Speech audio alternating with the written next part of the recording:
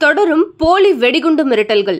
ஒரு காலத்திலெல்லாம் வெடிகுண்டு மிரட்டல் எங்கேயோ ஒரு மூலையில வந்தா கூட மக்கள் அனைவரும் வீட்டை விட்டு ஒரு இன்ச்சு கூட நகர மாட்டாங்க. ஆனா இப்போலாம் வெடிகுண்டு மிரட்டல் செய்தி வந்தாவே பெண்கள் வீட்டுல சீரியல் பார்க்கும்போது விளம்பரம் வந்தா அடுத்த சீரியலை பாக்குற போல மக்கள் அடுத்த வெடிகுண்டு மிரட்டல் செய்திக்கு போயிடுறாங்க. அதுலயும் சில பேரு விஜயின் வேலாயுதம் படத்துல வரா போல எங்க வெடிகுண்டு மிரட்டல் வந்திருக்கோ அங்கதான் அதிக கூட்டமா இருக்கு.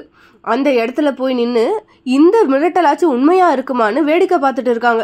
ஏனென்றால் தொடர்ந்து மர்ம கும்பல் பல்வேறு இடங்களுக்கு இமெயில் மூலமாகவும் லெட்டர் மூலமாகவும் வெடிகுண்டு மிரட்டல்கள் தொடர்ந்து வந்து கொண்டிருக்கிறது.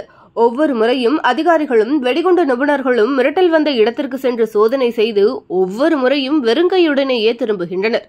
மர்ம நபர்கள் இவ்வளவு நாள் பண்ண அட்டகாசம் போதாதுன்னு டிஜிபி சங்கர் ஜிவால் பெயரில் போலி இமெயில் உருவாக்கி அதிலிருந்து பள்ளிக்கு வெடிகுண்டு மிரட்டல் அனுப்பியிருக்கும் சம்பவம் அரங்கேறி உள்ளது.